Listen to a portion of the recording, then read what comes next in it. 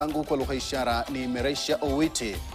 Taharuki ilitanda kwenye hafla ya Rais William Ruto katika eneo la Bamba, eneo bunge la Ganze kwenye kaunti ya Kilifi, baada ya jamaa mmoja kukwepa ulinzi hadi kumfikia rais jukwani. Tukio ambalo limeweka wazi utepetevu wa kikosi husika cha kumlinda rais, ikizingatiwa kwamba visa hivyo vinazidi kushuhudiwa nchini na kuhatarisha maisha ya Rais William Ruto. Kama anavyoarifu mwanahabari wetu Jeff Kirui, kurunzi sasa ni kwa kamanda wa kikosi cha kumlinda rais Noah Maiyo, ambaye tangu kupandishwa madaraka mwaka 2024 visa hivyo vimeonekana kuzidi kuongezeka.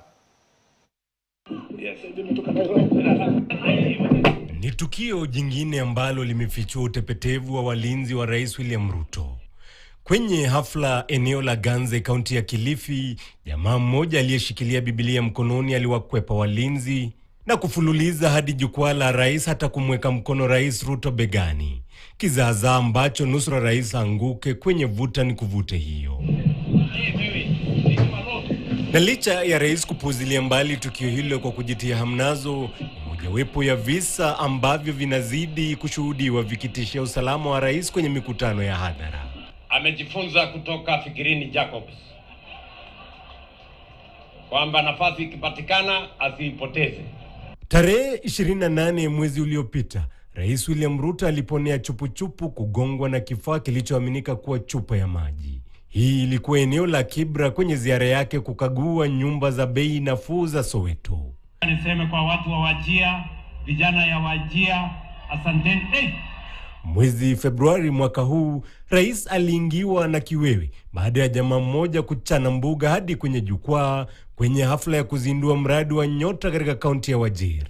Safari hii walinzi wake walikuwa angi, wakimdhibiti kabla ya kumfikia rais. Pole.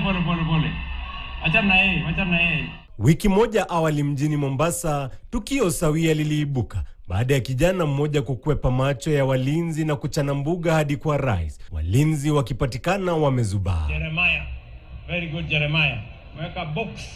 Mwezi Mei mwaka uliopita, Rais Ruto aliponea kupigwa na kiatu alichorushiwa wakati alipokuwa ziarani katika kaunti ya Migori.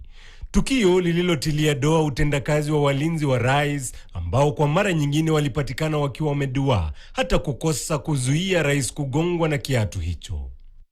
The shoe was thrown from very few meters. You can say roughly not more than 10 meters on the higher side.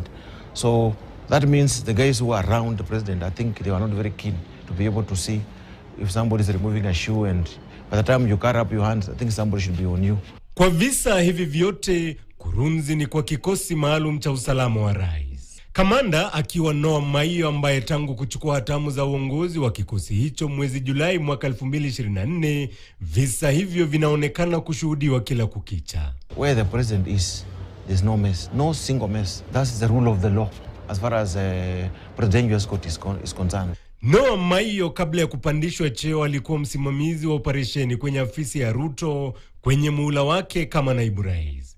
Inaarifiwa kuwa Maiyo ni miongoni mwa walinzi wa karibu ambaye anaaminiwa kwa undani na Rais William Ruto. Jeff Kirui, KTN. Kwingineko ni kwamba viongozi wanaohusishwa na mpango wa serikali pana wamesisitiza haja ya kuendelea kuunga mkono